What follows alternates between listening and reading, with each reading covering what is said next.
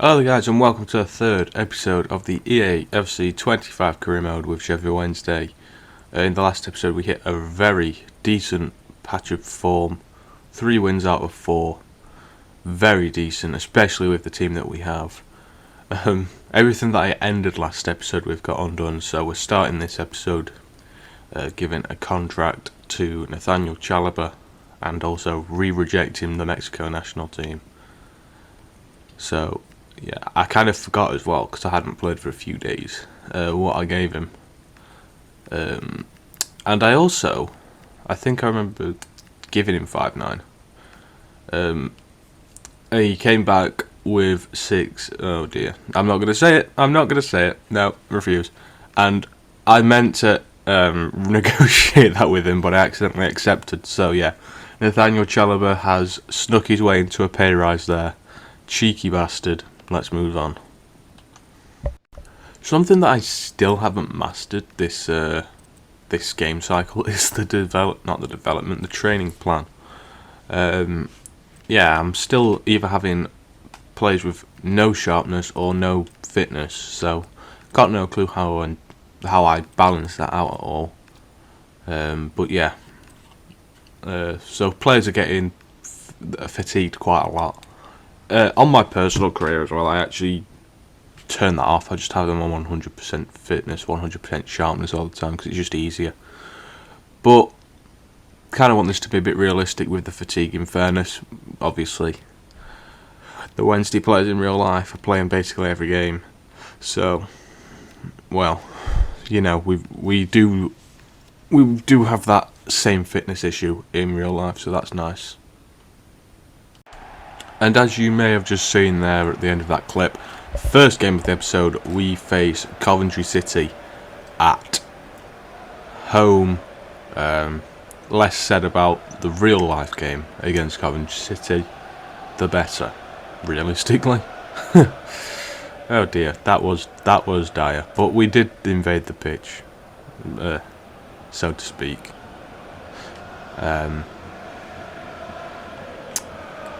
Yeah, I can't really say much about that at all. Chanziri's gone. Get in. This was, in fairness, a game with very few chances, but right at the end of the first half, Coventry City would get their breakthrough. Tiny bit of football, patient football, around the outside of our area. Then the ball across would be dummied. that delivery from Thomas Asante is pretty good, in fairness. It caught me out. And Mason Clark was there, couldn't miss. Pierce Charles, no chance at all. And yeah, Coventry would get the lead. To be fair, it's been a bit of a theme in our games this season. Even when we've won, we've fallen behind first, so I wasn't worried at the time.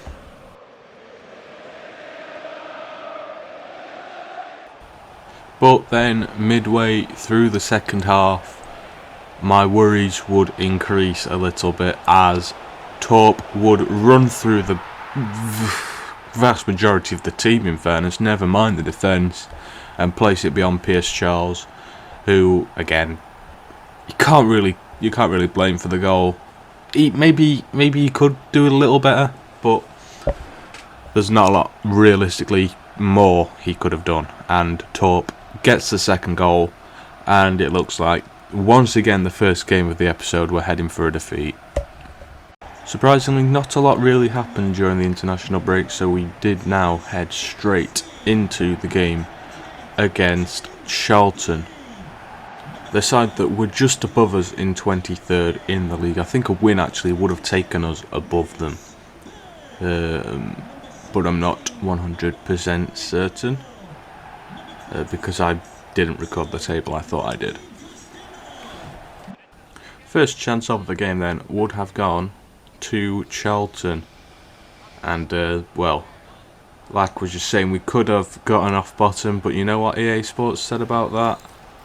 A big fat no. Free kick would come in, Pierce Charles would do that, and Matty Godden would tap it away and Charlton would take the lead. I have absolutely no clue what Charles is doing there. That's more of an Ethan Horvath move, if I'm honest, but fair play, eh? You do you. And Bannan, like I said, couldn't miss, and it's another goal that we've conceded, another game that we've fallen behind in.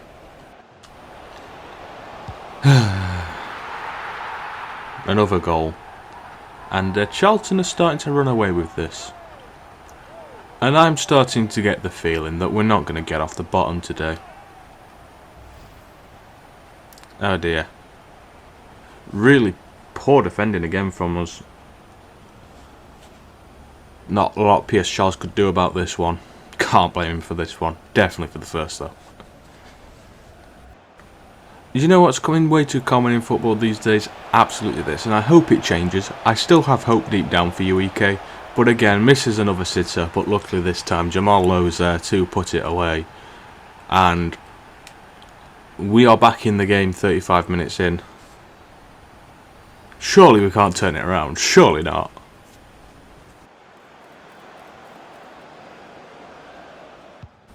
Unfortunately, Charlton would choose not. As with 10 to play, they'd get that third goal.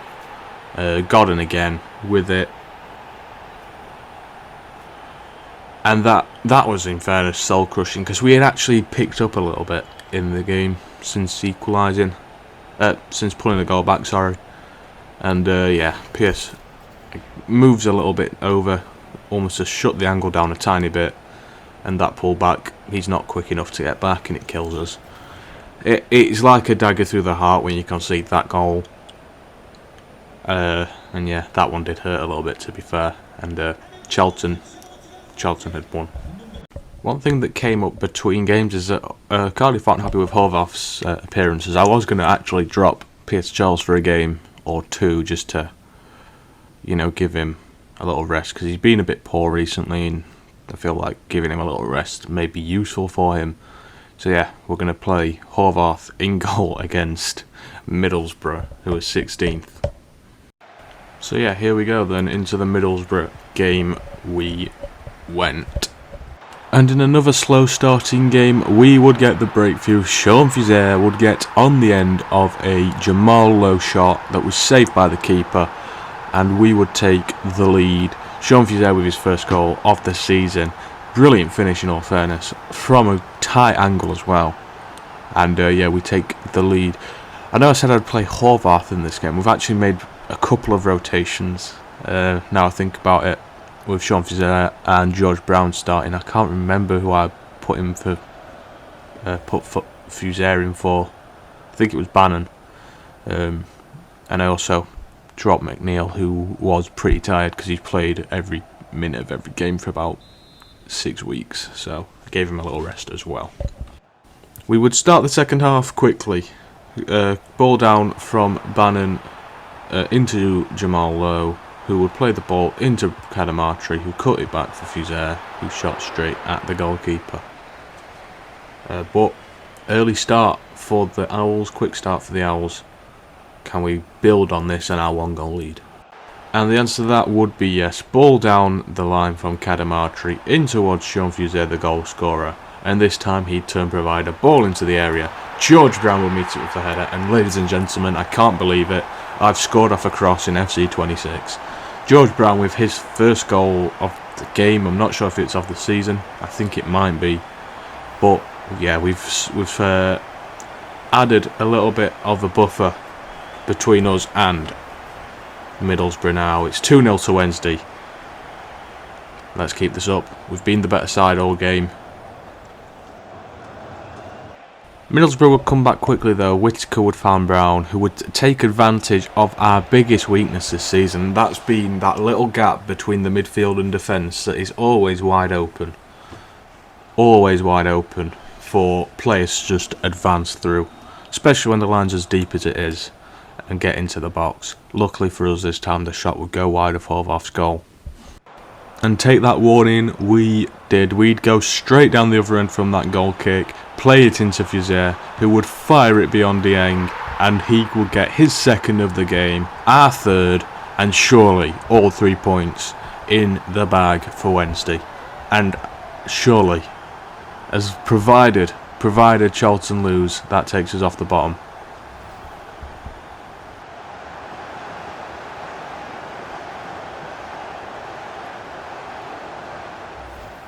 Do you know what I think the doctor ordered? A second goal for George Brown. Shall we get him it? Go on then. Ball through from Barry Bannan. Brown would do well to get past the defender and he'd place it beyond Yang and get his second of the game, our fourth. Yeah, it's done now. It's 3 points. That's all that matters.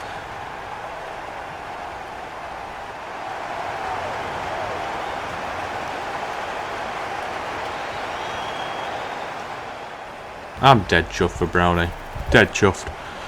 He played pretty well when he came on against Chelsea. You didn't see that, unfortunately, because I didn't put it as a game in focus. But yeah, he's done very, very well in that game. Deserved his start today. Deserves his 2 goals. Guess what, though? We can't seem to keep a clean sheet. Ball through into McGee. He'd get round the defender and fire it past Horvath. And get a goal back for Middlesbrough.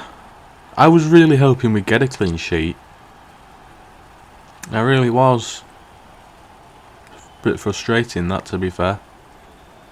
Oh well, at least we're still winning. Could be worse. I was so annoyed by it, we don't even get a replay. We're about to make history, guys. You're about to see something absolutely crazy. I've scored off a corner.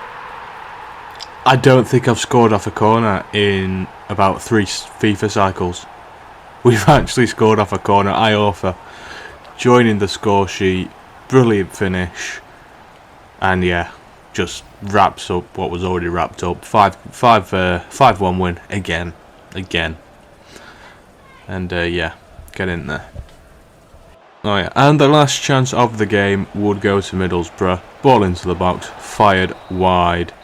And that is full time. It's a game where we should have won. Realistically, Middlesbrough were awful. But it's a game where we also probably should have kept a clean sheet. And I'm a bit frustrated that we didn't. But that doesn't matter. It's 3 points. That's all that matters. And yeah, let's get on with the rest of the games. Final game then of the episode, we took on Oxford at Hillsborough. And it would take till the second half for us to get the chance to break the deadlock. Penalty to us, bad tackle on Ignason, yellow card. Yeah, it was a silly tackle from Davies. Well, it's not one you make in the box. I should know that more than anything because we seem to concede a penalty every episode. We've not conceded one this episode, so I'm happy so far.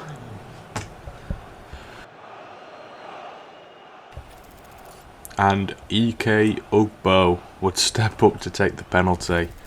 Right footed. And he would bury it into the goal. It wasn't the most convincing penalty, in fairness. I think if the keeper goes the right way instead of staying in the middle, I think he saves it. But we get away with it. Ugbo scores. Pierce Charles is wearing an outfielder's kit for some reason.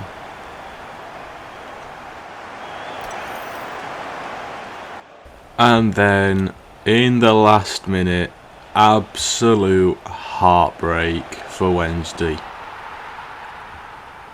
Absolute heartbreak. Horvath comes to claim it, is too slow.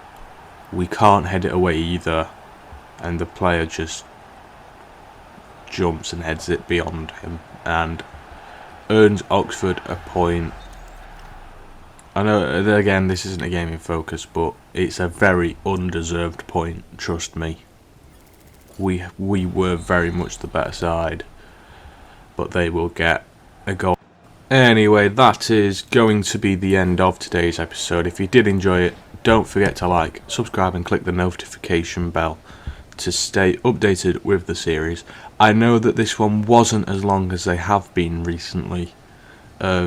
With it being around Christmas, I've had a lot to do, so I've decided just to do a short one for this. We will be back to normal hopefully from the next episode. But anyway, I'd like to thank you all very much for watching once again. Like I said in the last episode, if you have any signing suggestions, then please do let me know in the comments. And yeah, other than that, that is it for today. And I thank you very much for watching, and I'll see you next time. Peace out, guys.